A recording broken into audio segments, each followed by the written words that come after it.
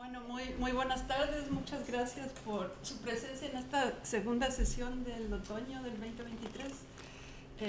Estamos realmente muy felices de tener a Rita Indiana acá. Te damos la bienvenida, Tuley. Gracias. Y quería comenzar, Rita, hablando un poco de tu casa infantil, donde te crías junto a tu familia del lado materno, de tus abuelos. Que nos contaras un poquito qué voces circulaban por ahí. Ok, bueno, mi mamá se divorció de mi padre cuando tenía 7 meses, entonces eso determinó que me criase hasta los 6, 7 años en casa de mi abuela materna. Mi madre estaba estudiando y trabajando, así que estaba entre viejos, digamos, por usar una palabra que ya no se debe usar, pero que a mí me encanta. Estaba mi bisabuela, mi abuelo y mi abuela. Era una casa muy oscura, muy extraña, de una clase media venida menos en la zona universitaria, una casa muy húmeda, encerrada, donde se le temía mucho a la afuera, se le temía a la gente de una clase social que para ellos era inferior también. Se vivía como con un miedo un poco de la calle.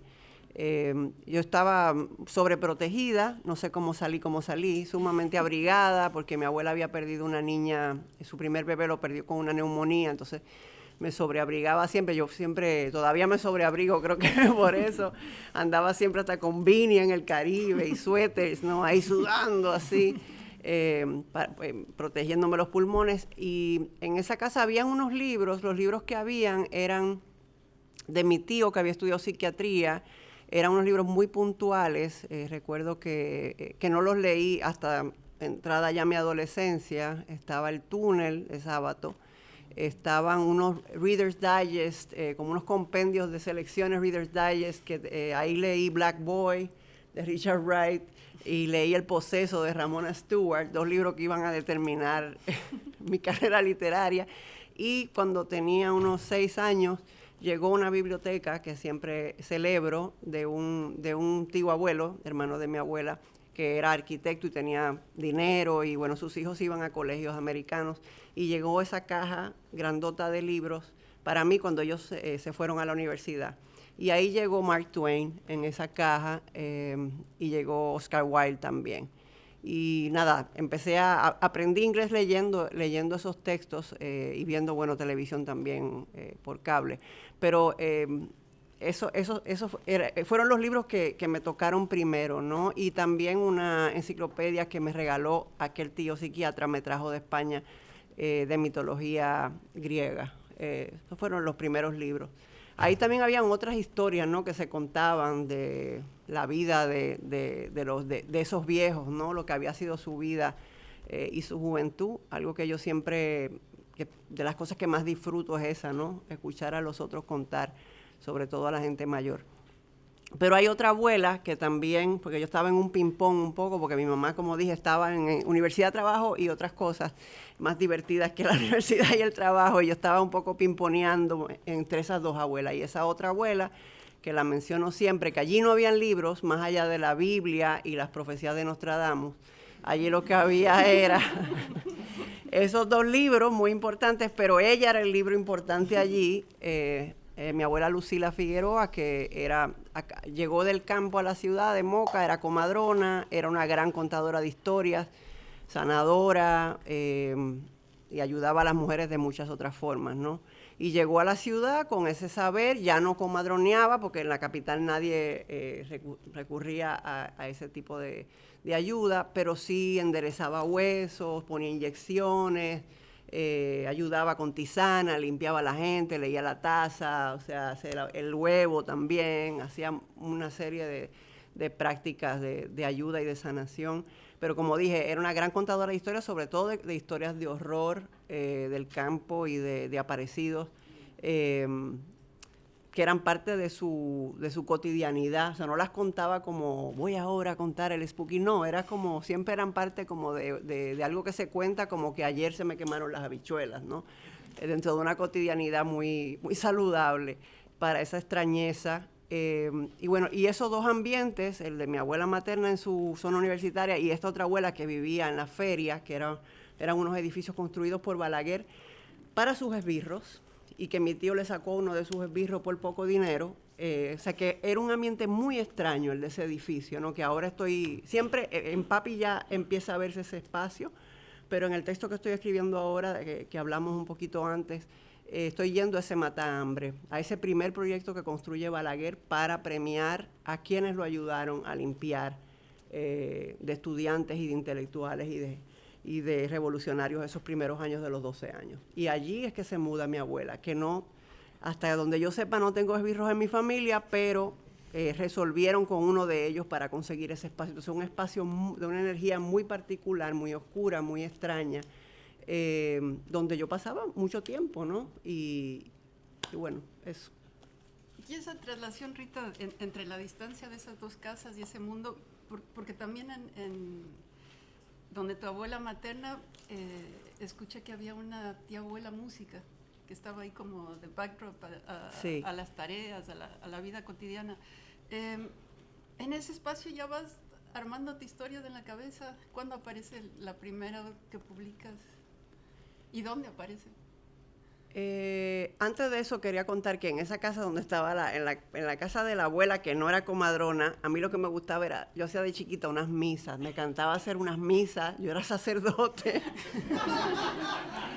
Y buscaba una florcita, la acera estaba llena de jazmines, y yo iba y recortaba florecitas, cogía y ponía una bota de agua, una copa de agua, en un mueble que tenían ahí en la sala. Estaba mi bisabuela y mi abuela en sus mecedoras respectivas, bebiendo café, y yo ahí, qué sé yo no sé qué disparates decía, pero yo era el sacerdote, y a veces también imitaba al médico que venía, en ese entonces todavía venían los médicos a la casa.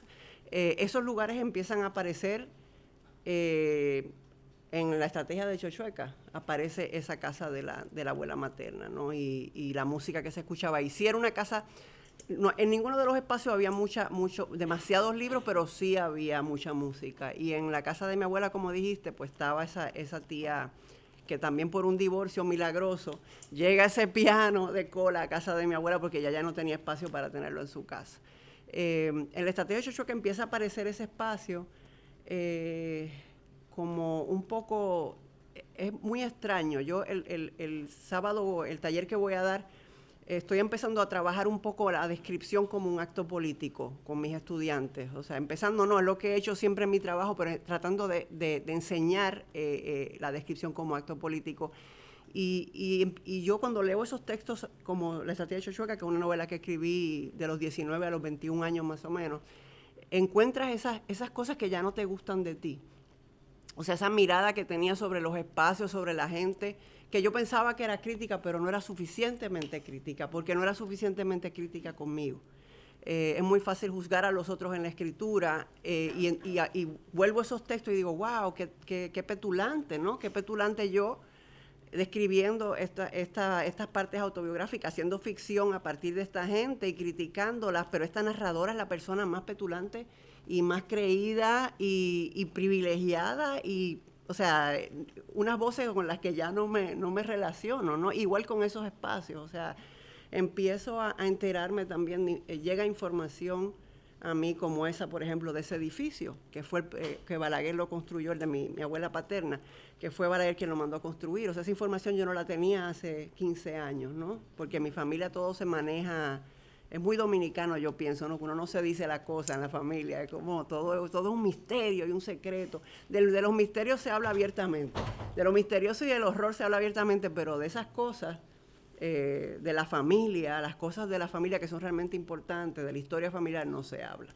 Y entonces pues hay una evolución también en la mirada de esos espacios, novela a novela, yo pienso, o quiero pensar. Y Rita, antes de que salga Chochueca, vos publicas un libro de cuentos, pero por ahí también leí que publicaste en algún suplemento cultural.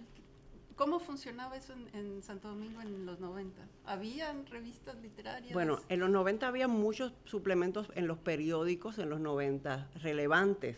Todavía la prensa impresa pues era relevante. Y había una revista literaria que se llamaba Betas, que no salía con un periódico. Y yo tenía 18 años y dije, tenía unos cuentitos malísimos y los mandé, no, yo me presenté allí a la revista, eso todavía se podía hacer, de uno ir a un sitio, llevar un sobre Y le llevé eso a ese señor y le dije, se llama Clodomiro Moquete, que tiene un nombre como de una novela de García Márquez, ese editor, y le dije, señor, aquí están mis cuentos. Y él me llamó y me dijo, te voy a publicar los cuentos. Y, o sea, se tomó el tiempo de leerlos, ¿no? Que yo de verdad no los hubiese publicado jamás. Y esos cuentos super cursis y terribles que son los que a mi mamá le gustaron. Después de ahí no le gustó nada de lo que he escrito.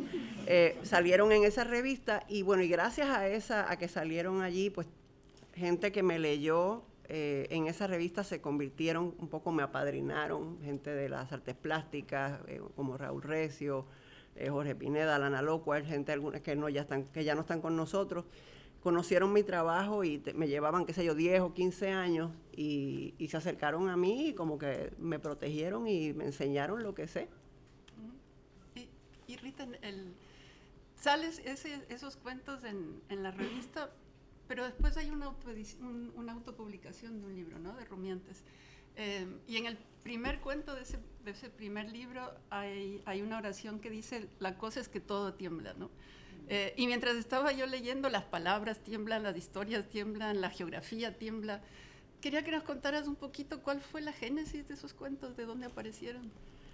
Esos cuentos eran como pedacitos de cosas que yo escribía en las libretas, o sea, estaba muy joven.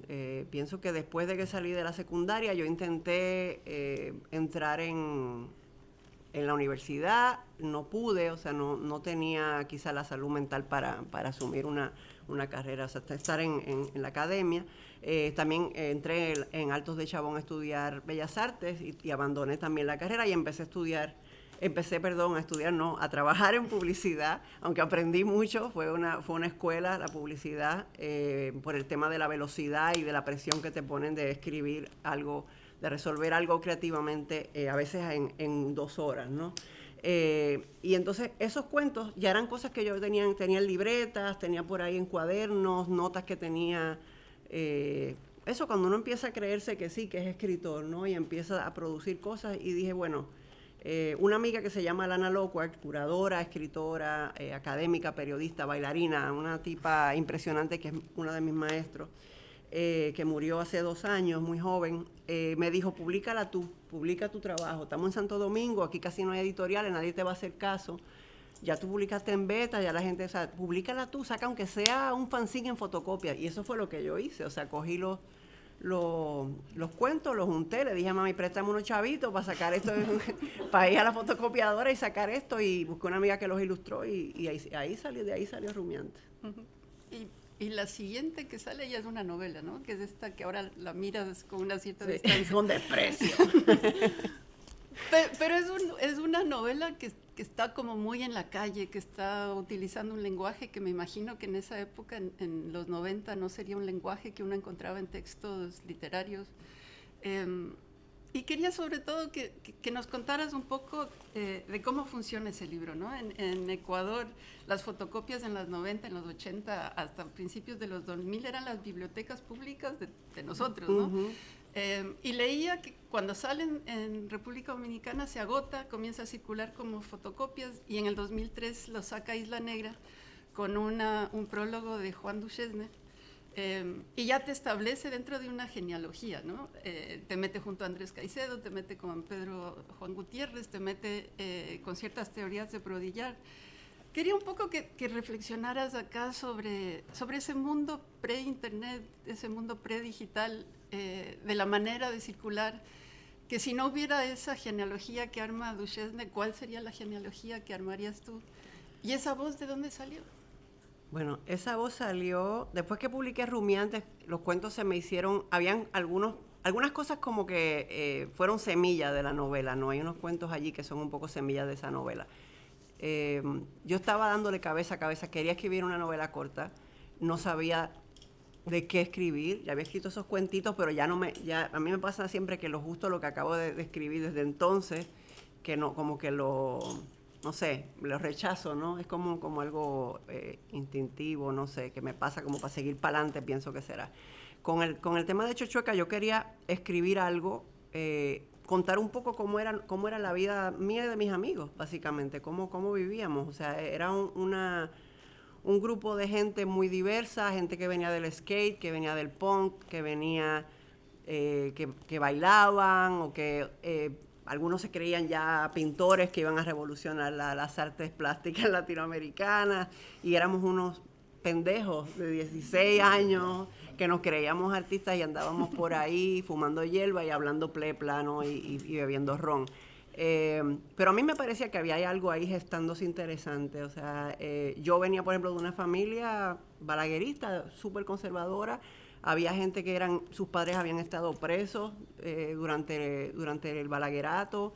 Había extranjeros, gente de AFS, había haitianos, o sea, era un grupo sumamente interesante que no se parecía en nada a la escuela donde yo había estado, a lo que se daba donde me mudé con mi mamá, en la Sarasota en Bellavista, que era un barrio más de clase media.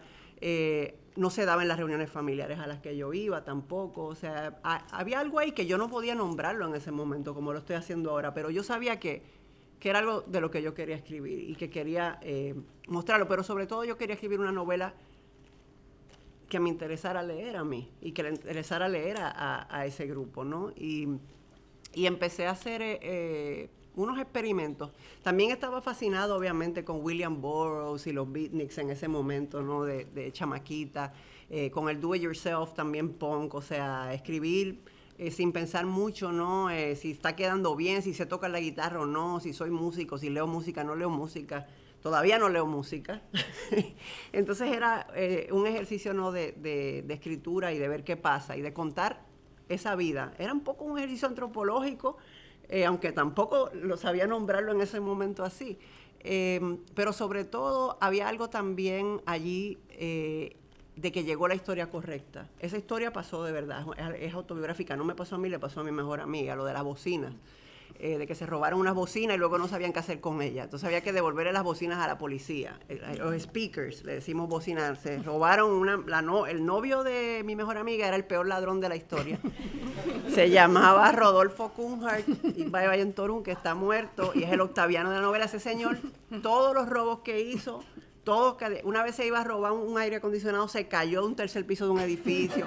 Entonces era como una cosa así espectacular, como un maestro zen del robo, ¿no?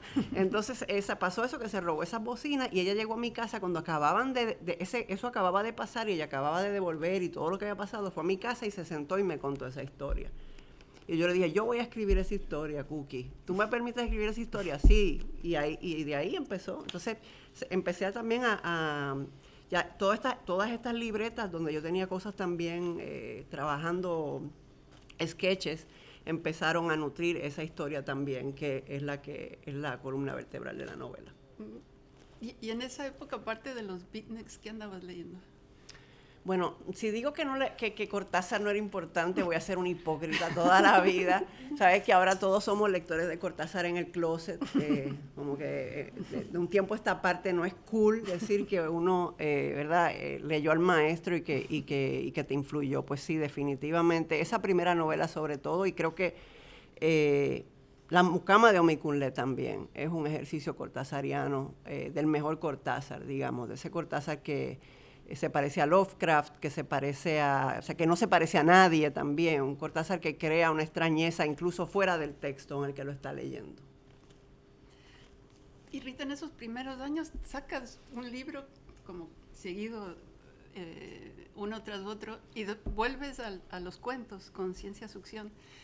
Y quería que nos contaras ahí un poquito más allá del texto en sí, que es algo que luego haces en otros libros, es el diálogo que mantienes con la diagramación, con las ilustraciones. Bueno, ese libro, Ciencia Succión, lo ilustró Alejandro Capellán, que es un diseñador gráfico, ilustrador dominicano. En ese momento, ese era un momento muy especial, porque esos chamaquitos de los que yo hablo en Chochueca ya tenían 20 y pico y estaban trabajando casi todos en agencias publicitarias. Entonces teníamos un dinerito, teníamos computadoras y estábamos haciendo otras cosas y teníamos dinero también para materiales, para juntarnos, para hacer exposiciones, para hacer lecturas, para comprar cámaras digitales, para comprar una grabadora y grabarnos, para ir a donde un pana que tenía, empezaban los home studios también, o sea, vamos a grabar esto, vamos a grabar en la computadora. Y eso es producto un poco de eso, o sea, yo no lo llamaría ni cuentos, ¿no? Son como unos experimentos narrativos ahí. Yo estaba leyendo a Virilio, me obsesioné con Virilio en un momento y esos textos tienen que ver mucho con eso. Era una búsqueda más como multimedia y yo estaba en ese momento haciendo mucho performance art, estaba haciendo videoarte, estaba haciendo experimentos también sonoros y esos textos tienen que ver mucho con eso, o sea, como que no se pueden leer, por eso no me gusta que Miguelín, que es el editor de esta edición, puso cuentos y poemas, o sea, porque para mí no son cuentos, son como aparatos que se pueden colocar, digamos, en ese universo con esas otras cosas que jamás les enseñaré, que hice en esa época de video y de performance y ese tipo de cosas. Y esta es una edición como reciente de Santo Domingo, ¿no? Sí. Pero Que Ciencia Ficción también era autoedición, fotocopias, fanzines. No, ya Ciencia Ficción, ahí teníamos un amigo mío que estaba en una galería con una mujer que tenía muchísimo dinero y entonces logramos que ella nos diese el dinero. O sea, lo publicamos nosotros, pero conseguimos el dinero de una galerista. O sea, ya ahí teníamos otros recursos. ¿Y eso ya entraba en librerías o seguía circulando? Sí, ya eso entraba, desde Chochueca entró en librerías, empezó a venderse en librerías, pero también, o sea, yo la vendía yo también, o sea, dame el dinero, toma la edición, yo andaba con mis libros encima. Y esta también, o sea, tampoco es que en Santo Domingo hablar de entró en librerías, 2 librerías, o sea, tampoco era que estábamos en la divulgación ahí, ¿no? Monumental, eran 2 o 3 librerías que existen en la capital, pues ahí coloqué los libros. ¿Y esa circulación a través de fotocopia era que alguien le llegaba el libro, lo fotocopiaba y se lo prestaba a alguien más, o esas fotocopias ya eran el libro en sí? Bueno, cuando se acabó Chochueca, realmente la fotocopia empieza a circular en la academia. Ustedes son los culpables de eso. Sí. Cuando Juan Duchesne lee el libro, que creo que a él le llegó, unos profesores y profesoras empezaron a pasarse el libro en fotocopia porque ya no había. Y él me escribe y me dice, quiero enseñar el libro, ¿puedo fotocopiarlo? Sí, por lo menos tuvo esa delicadeza. Y bueno, y empezamos una amistad que dura hasta el día de hoy, ¿no? Y entonces él me dijo también, voy a empezar a enviarlo a otros profesores, está bien, sí, y empezó entonces a fotocopiarlo y a enviarlo y hacerlo circular, y por esa necesidad también de profesoras que estaban enseñando el texto y querían tenerlo, pues Isla Negra no es inocentemente, dice que hay algo que puedo quizás vender y publica la novela. Ya hacen varias reediciones, sí, además, porque comienza en 2003, pero hasta el 2008 la siguieron sacando. Y ahí pasan 3 años, Rita, y llega Papi. Y Papi ya es otra cosa, ¿no? Llega a otro tipo de editorial. Es la voz narrada, es una historia narrada por una niña de 8 años. Pero también es una voz cruzada por las telenovelas, por boleros, por baladas, por esa presencia fantasmagórica del padre. Y también por esa relación entre el mundo de Dominicana y de Nueva York, de la migración, ¿no? Quería que nos contaras un poquito de dónde salió ese mundo de Papi, cómo se fue armando la novela. Ok, yo viví 2 años en Ítaca, donde se escribió Lolita.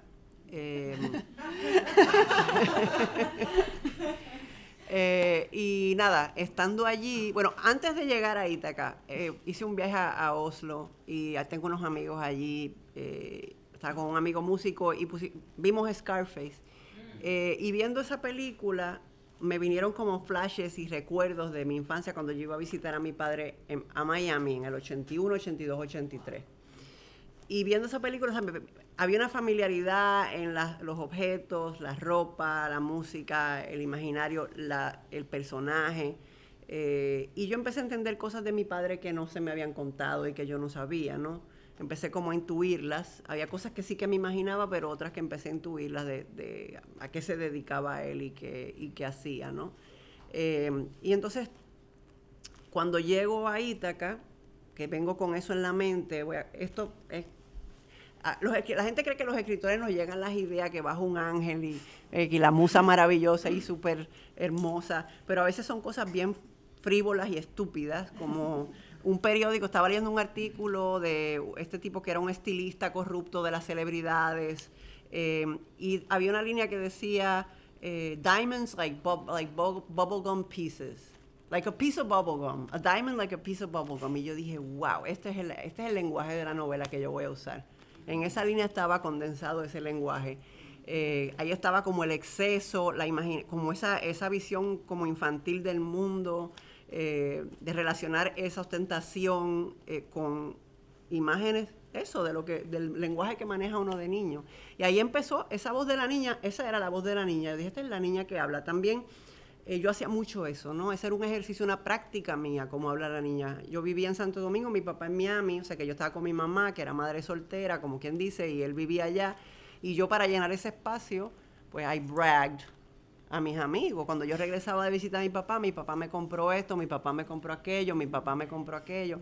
Y nadie me creía nada hasta que mi papá llegó de Miami a mudarse a Santo Domingo y llegaba en estos carros, en estos Mercedes, en estos BMW a buscarme, o llegaba una tarde de la nada y sacaba una bicicleta y un equipo de música del baúl, de regalo. O sea, fue como que llegó, ¿no? Apareció este fantasma del que Rita habla. Y bueno, así se fue construyendo un poco eso. Fue un ejercicio casi de escritura automática.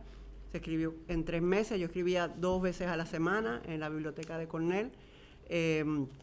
Casi no se editó ese texto, ¿no? Se siente, ¿no? Cuando se lee, sumamente visceral. Hay algo ahí también de sanación y de buscar también cierta cercanía también con esa persona que ya no está. ¿Y esa estadía en Cornell tenía que ver con estudios? ¿Qué hacías por allá? Estaba en Cornell, tenía una pareja que estaba estudiando en Cornell, yo no estaba en Cornell, yo estaba limpiando y cocinando, o eso quería ella, pero, en ese momento yo estaba allí en Ítaca, pero aproveché muchísimo ese lugar, ¿no? Porque fue donde leí Gender Trouble, y ese libro, o sea, estamos hablando del 2002, quizá me llegó, debí haberlo leído antes, pero ese es el momento en que lo leí y definió mucho mi universo creativo. Entre otras muchas lecturas de Performance Studies y de Queer Studies a las que tuve acceso, que no hubiese tenido acceso en Santo Domingo, porque tenía esas bibliotecas y estaba en un ambiente queer, que también fue el momento en que realmente salgo del closet. Y ese libro fue un poco parte de eso también. Y Rita, también es el momento en que llega la música como con más potencia ahí, ¿no? Quería que nos hablaras un poquito de esa relación de tu escritura con la música, cómo funcionan esos mundos, se cruzan. Pues ese libro definitivamente, papi, es como cuando yo creo que quería hacer música y no sabía cómo, ¿no? Y empiezo a hacerla en el libro, empiezo a cantar en el libro, empiezo a hacer esas cosas repetitivas que se hacen en la música para crear ciertos sonidos, como pensar más en layers y en atmósferas. Después que escribí, allá en Ítaca empiezo a hacer experimentos, empiezo a utilizar Reason, que era un programa que se usaba entonces, no sé ni si existe todavía, pero empecé a hacer beats en Reason y empecé a programar. Yo no tenía una formación musical, o sea, tengo buen oído y sé armonizar y eso, pero no sabía no sé tocar un instrumento. Sé tocar 3 tonos, puedo tocarte canciones de los Ramones y cosas así.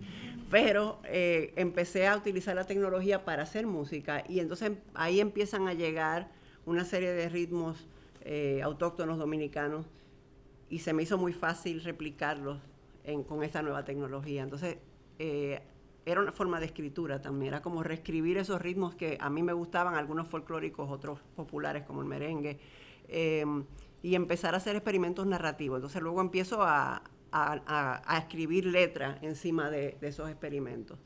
Y esto ya lo he dicho antes, pero en principio no me atrevía, para mí era como, bueno, voy a sacar un libro, pues hago un performance el día de que saco el libro y pongo la música como parte del performance, pero la gente me decía, grábame la música que pusiste, el performance malísimo.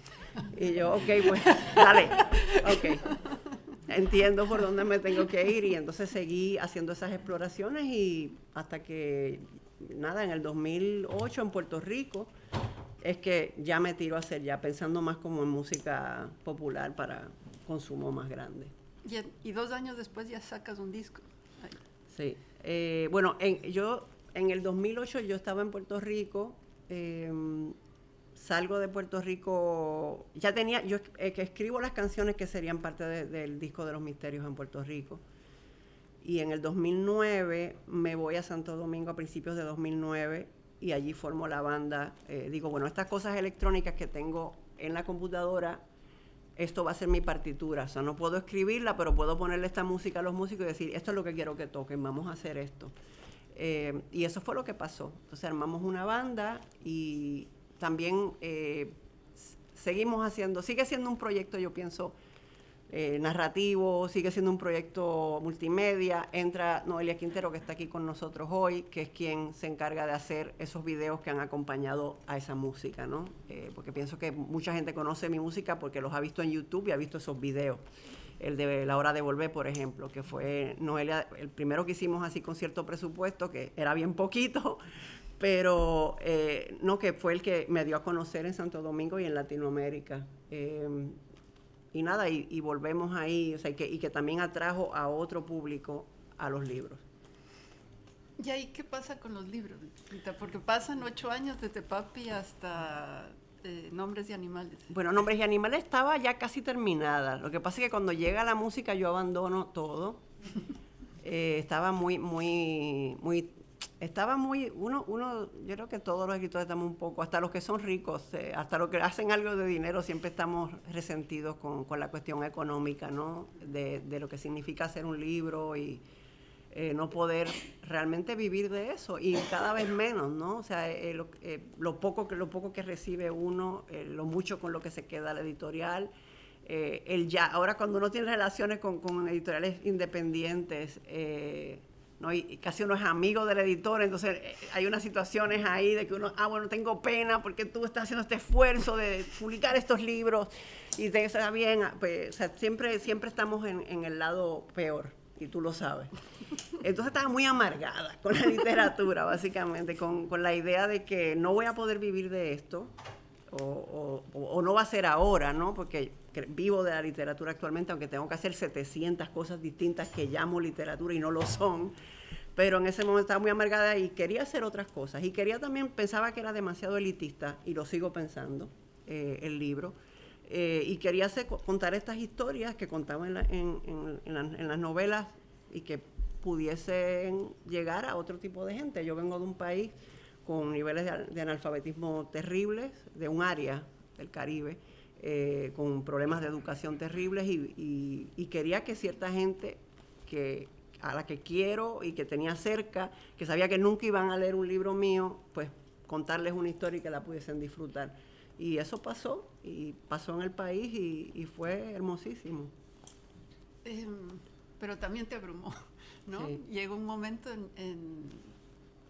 en que estabas en todas las radios en América Latina y de pronto ya no eras la escritora que es música, sino la música que tiene libros. Y ahí en ese momento, Rita, pasa algo que es algo que llevamos hablando aquí en Latin American Writers Series, sobre un poco cómo circulan los libros, y quería hablar contigo sobre esa llegada de una editorial española que también te hace explotar en términos literarios, ¿no? ¿Cómo funciona esa llegada al mercado español y cómo la llegada a esa editorial periférica te hace leer de otra manera en América Latina? Bueno, Periférica o sea, mis libros llegan a manos de Julián Rodríguez Marcos, que es junto a Paca. Digo porque aunque murió, sigue siendo, ¿no? Parte de Periférica y de lo que significa el proyecto. En Santo Domingo, como pasan las cosas, ¿no? De un amigo, Iván de la Nuez, que es un curador cubano, llegó a Santo Domingo. Él había estudiado con una profesora mía que sale en mis novelas sale como la profesora Germán. Iván también sale en mis novelas, pero bueno, eso es otra historia. Sara le da las novelas a Iván, o sea, Papi y la estrategia de Chochueca, y él se las lleva y se las da a Julián.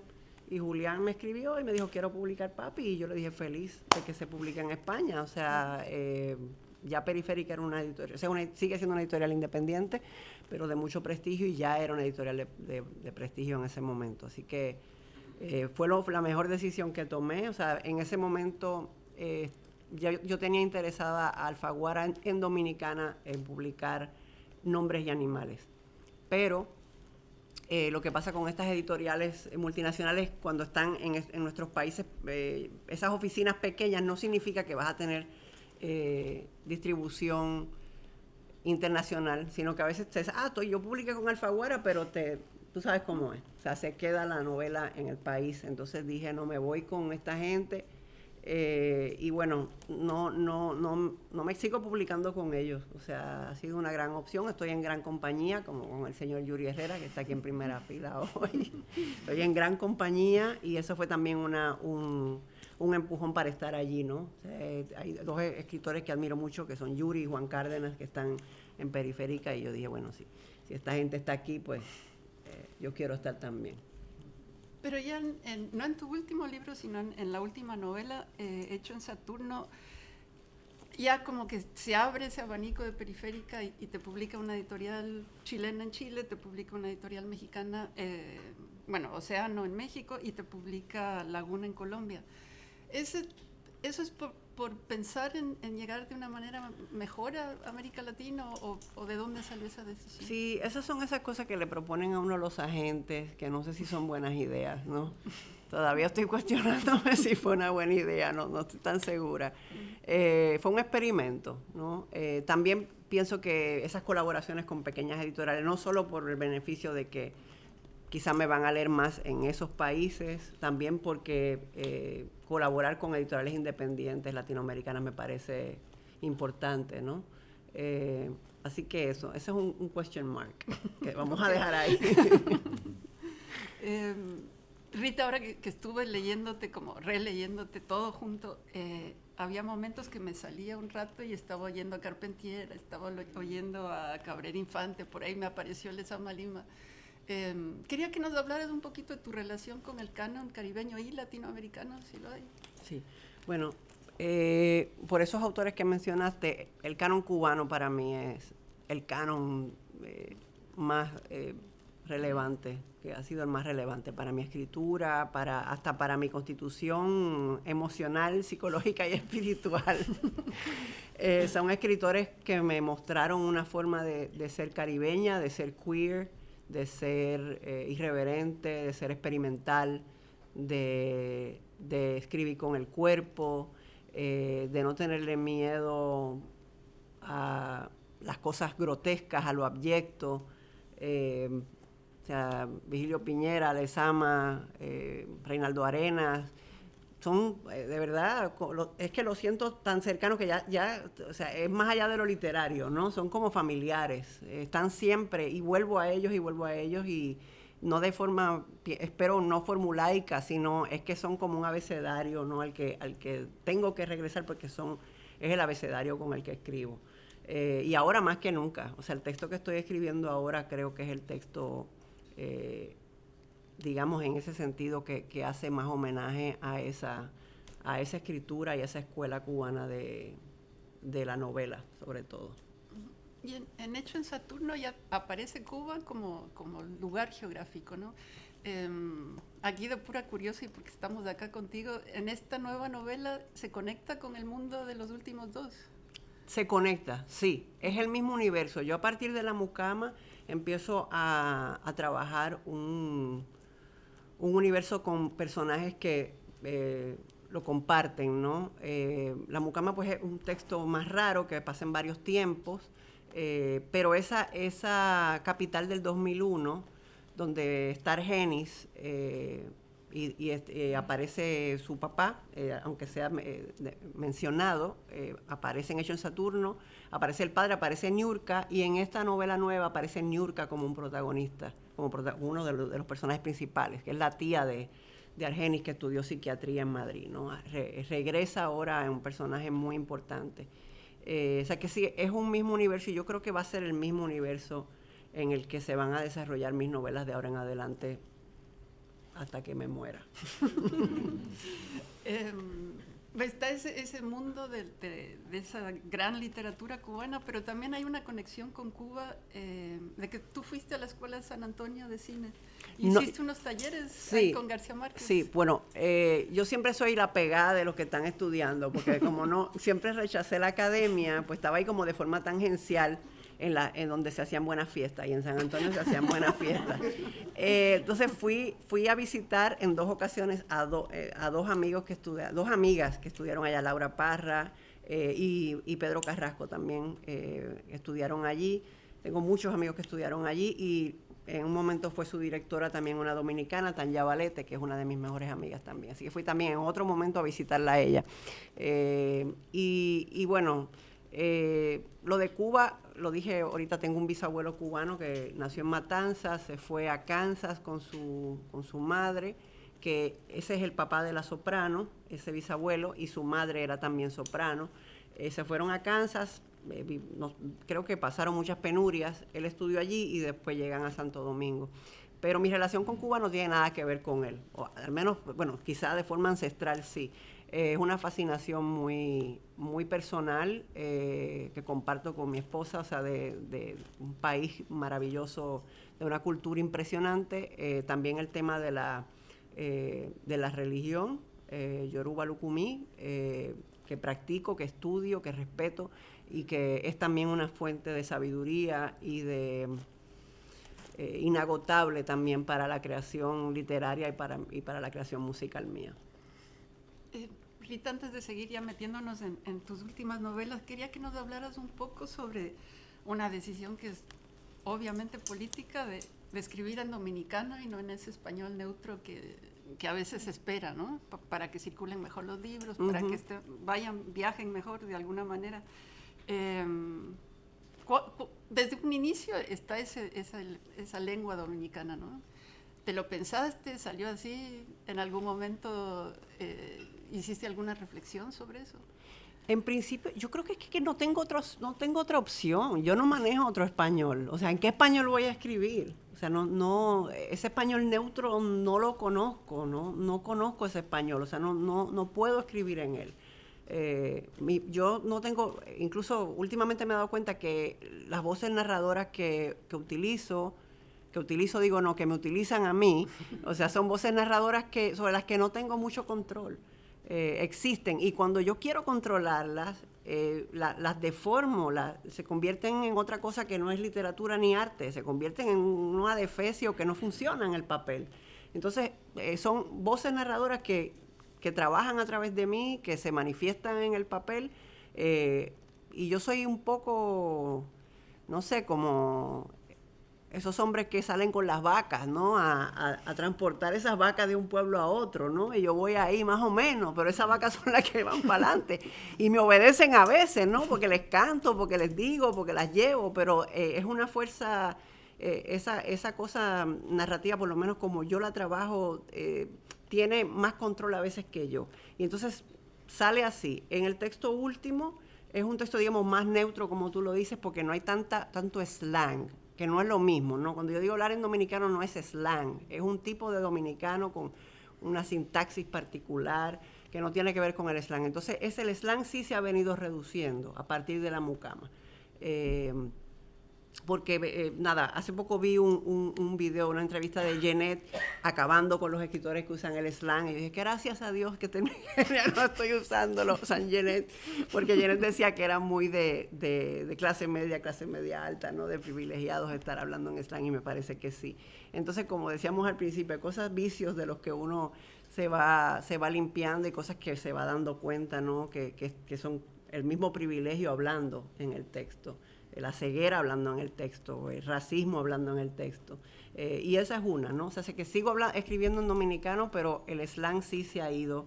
Pero también va cambiando en el tiempo, ¿no? Ese también. Eso en los 90 ya sí, no se entendería. Exacto. Y también en Dominicana, o sea, somos uno de los países, yo creo, más creativos en términos de lo que se habla en la calle. Y es un español también que ya se está...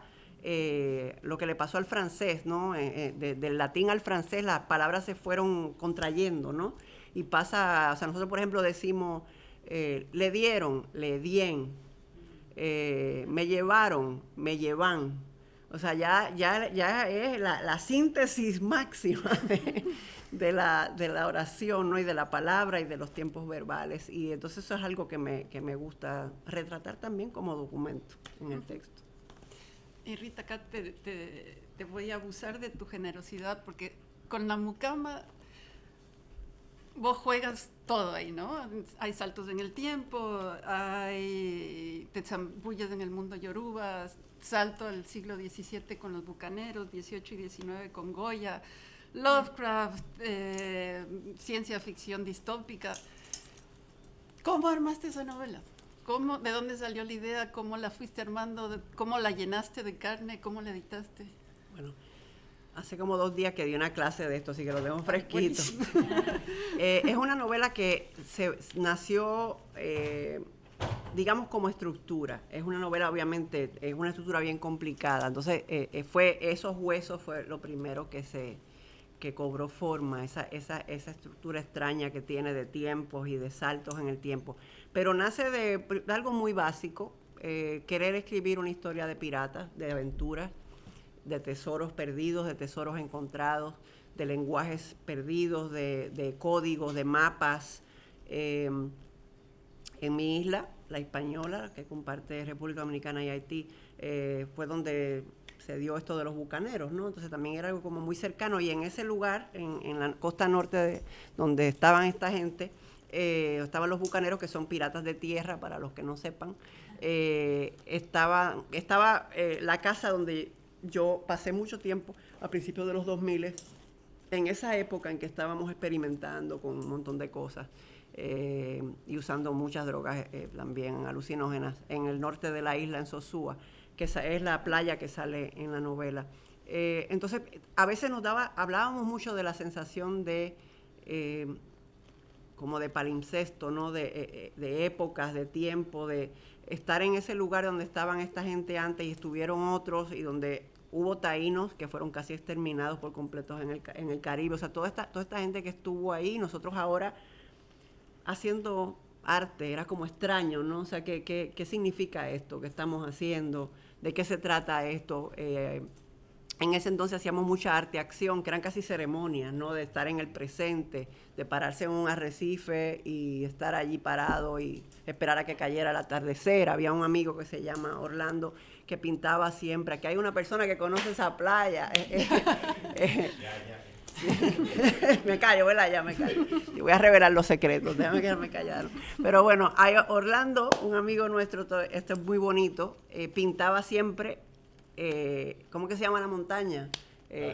Isabel de Torres, exacto. Pintaba siempre la misma montaña, parado en el mismo lugar del arrecife, ¿no? Entonces este tipo tú lo veías pararse allí con un bastidor en el mismo lugar, a pintar la montaña, la misma montaña, la misma montaña, la misma montaña, la misma montaña. O sea, fue un tiempo sumamente mágico, y sé que la palabra es un lugar común, pero lo merece. Entonces, pues, ahí se iba cocinando eso, ¿no? Yo sabía que quería hacer algo con piratas desde la contemporaneidad. También porque estábamos deslindándonos de una necesidad de que vinieran los curadores, los editores, esta gente de Europa a mirarnos, o de la academia a mirarnos, a validarnos, y estábamos haciendo allí artes y experimentos para el presente y para nosotros, ¿no? No había necesidad de que vinieran a curarnos, de que viniesen a editarnos, a decirnos esto es esto, esto es aquello, a ponernos en compendios. Entonces, otra cosa que pasó,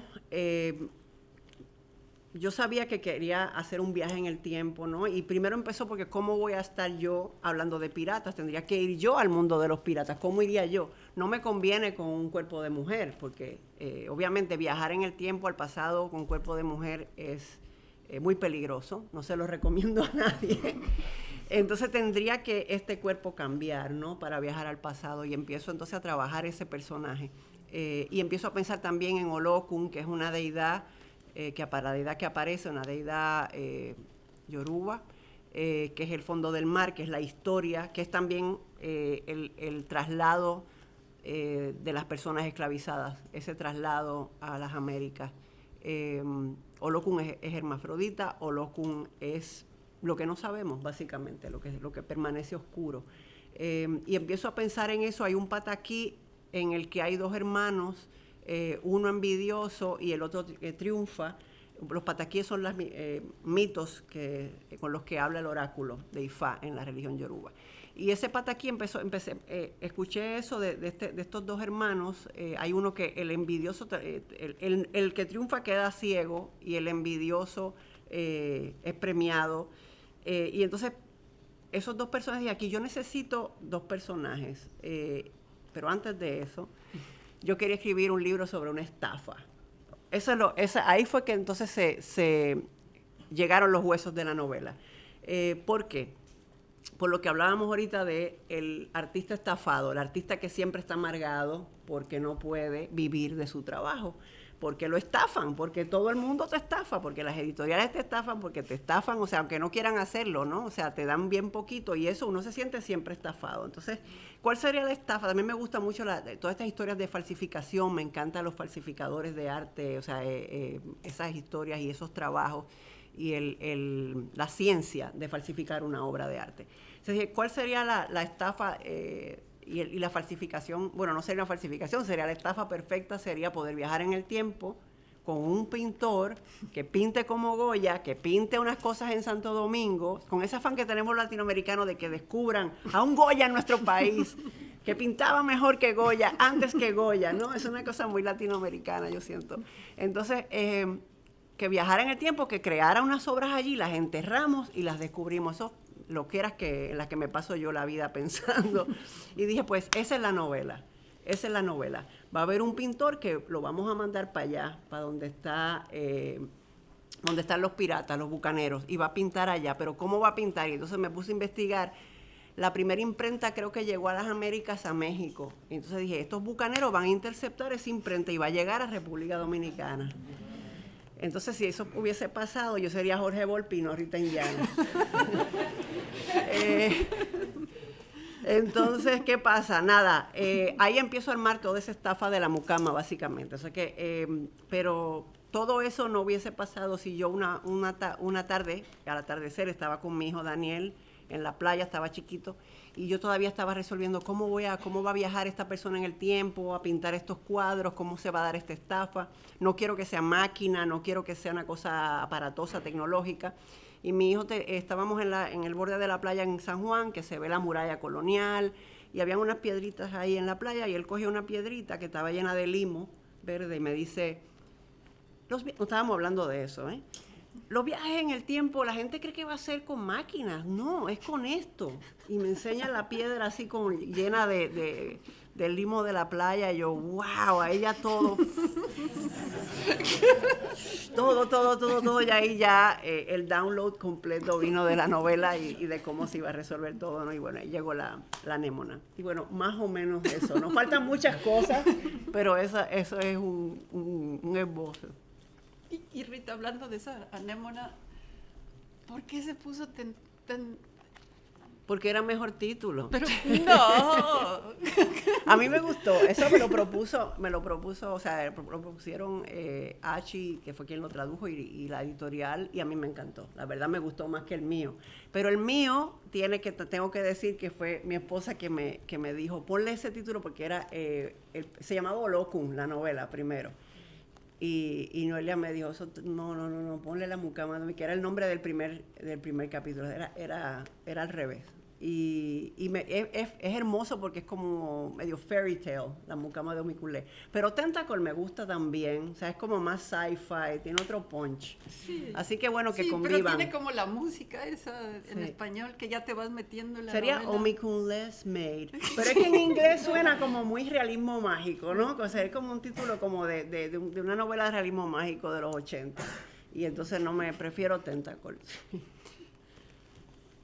Cuando encontré esta versión, porque además no encontré la versión en español, fluye esa novela en inglés y no tiene nada de realismo mágico, pero me preguntaba, tú hablando también inglés, escribiendo en inglés, de Spanglish, tu relación con las traducciones, porque después la francesa tiene el nombre como lo mismo, pero en francés, no volvió al título en español. Sí, sí, bueno, mi relación con las traducciones no soy de trabajar mucho con los traductores. Primero porque no manejo tantos idiomas y tengo que pues, creer. Algunas traducciones sí las leen amigos cercanos que manejan esos idiomas. En el noruego tengo amigos en Noruega, en el francés pues tengo gente que lo maneja mejor que yo, y los otros idiomas igual, el italiano, o sea, no puedo controlarlas todas, ¿no? Es un momento en que uno dice, bueno, y también el trabajo del traductor es un trabajo de reescritura, o sea, es un autor también, entonces si es un buen traductor y ha hecho otros trabajos buenos, pues hay que creer un poco en el trabajo que hace. Y no tengo cómo controlarlo tampoco. Entonces ahí entrego y que sea lo que yo quiera. Rita, la otra cosa que me pasó cuando estaba releyendo todo, como una tras otra, y que todas iban mezclándose, de pronto fue como muy claro que son islas, ¿no? Está Santo Domingo, está Puerto Rico, está Cuba, está la isla de Manhattan. Pero era imposible sacarme en la cabeza que no pensar en la isla de Japón, ¿no? Tan ligado al apocalíptico. Mientras estaba leyendo sobre este cambio de sexo del personaje a través de Okun, estaba pensando en Ranma medio, que no sé si tú lo viste, que era un anime de los 80, donde el personaje principal tocaba agua y se cambiaba de sexo. En los 90, que parte de la historia del presente de la mucama está situada en los 90, fue el ataque del gas sarín, que había esta idea de que el apocalipsis tenía que acabar con el mundo para que el mundo renaciera, Fukuyama. Entonces quería preguntarte un poco de tu relación con la cultura japonesa. Sí, yo empiezo como a tener contacto con ciertos textos, con la cultura del manga, con la cultura de la serigrafía, toda la cultura gráfica, ¿verdad? Ancestral japonesa, a partir de mi relación con Raúl Recio, que es un artista plástico dominicano, que es mi maestro, ¿no? Es un gran narrador oral, además de artista. Y luego, con mis hijos, empiezo a leer manga. Empiezo a leer manga porque ellos la estaban consumiendo. Entonces, conozco a Junji Ito, o sea, cuando empiezo a consumir esa y también un montón de otros materiales.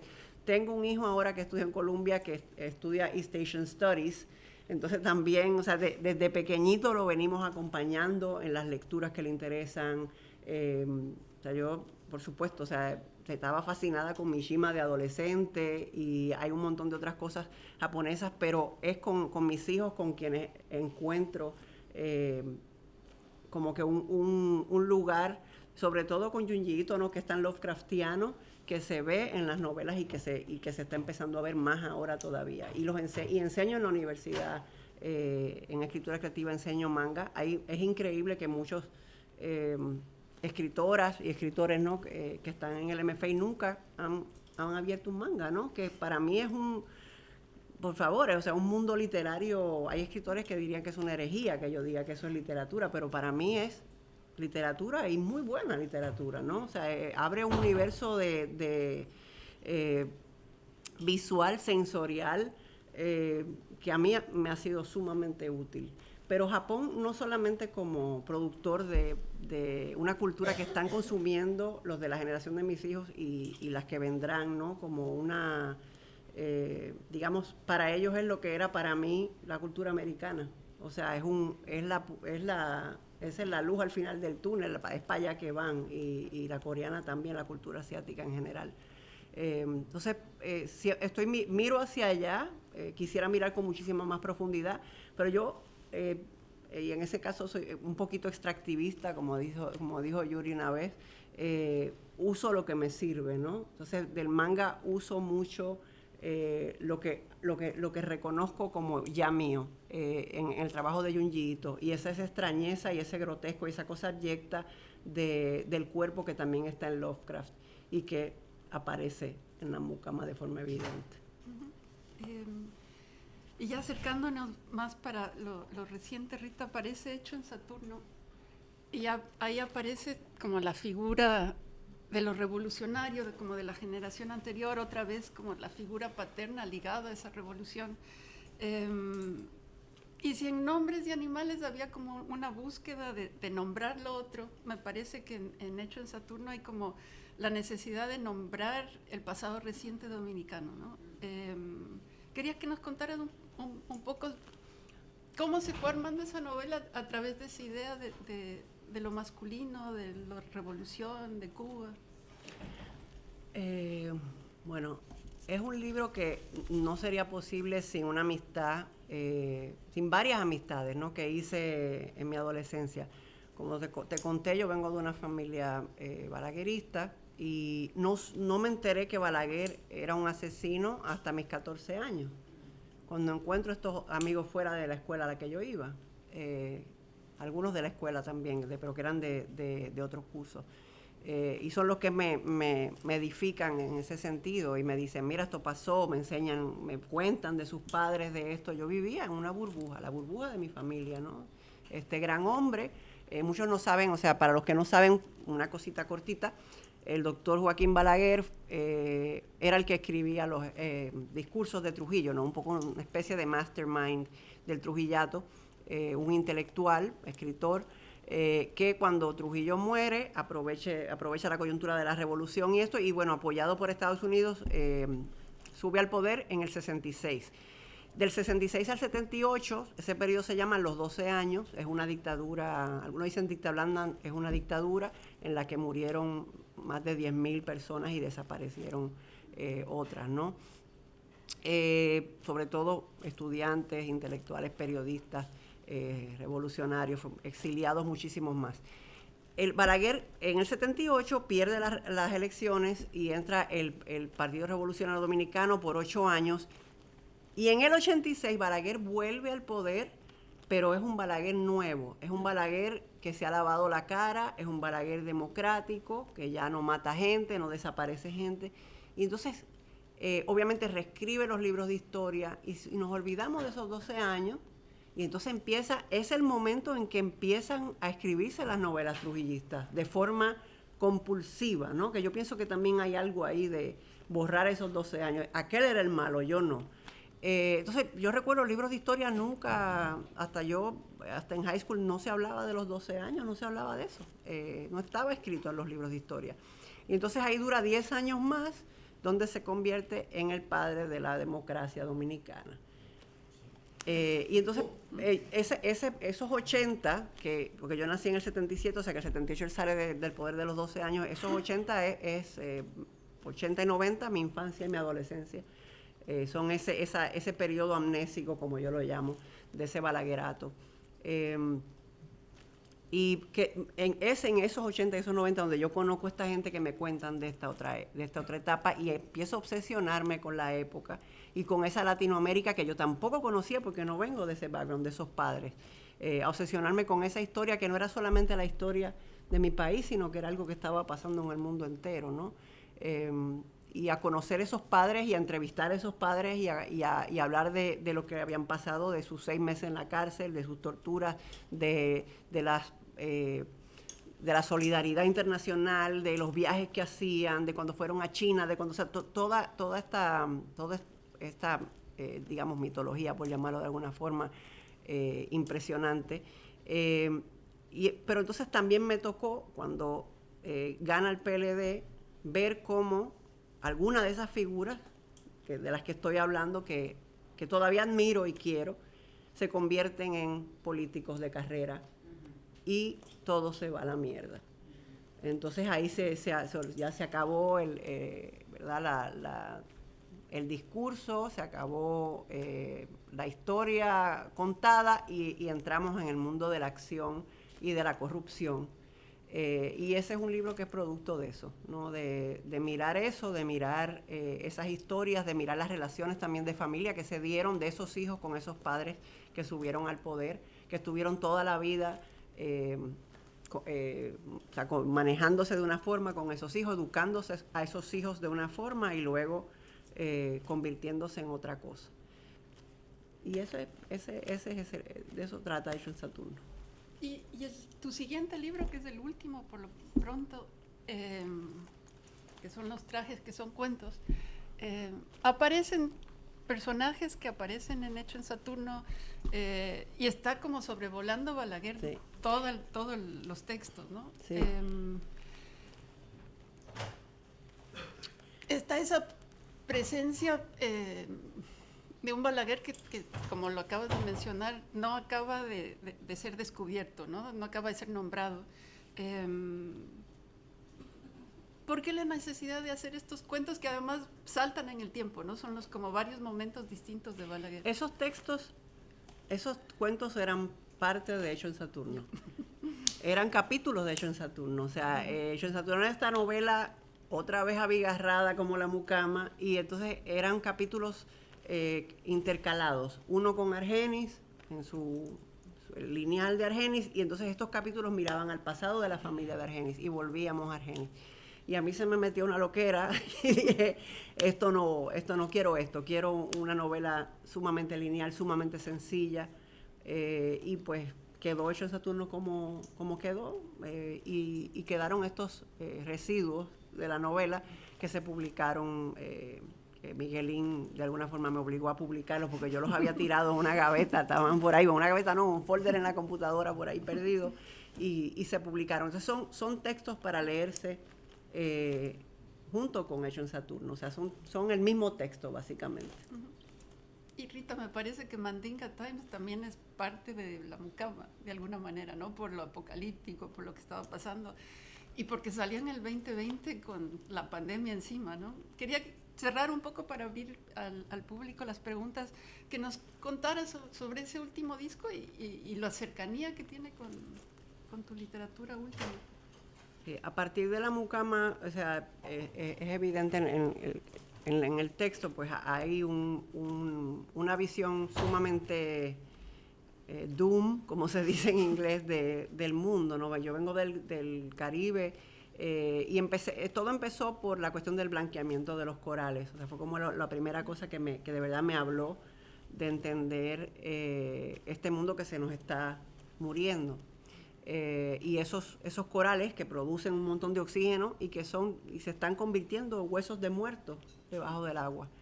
Y bueno, Mandinga Times empezó por ahí, empezó por la cuestión política, la cuestión sumamente autoritaria y de derecha que se nos viene encima.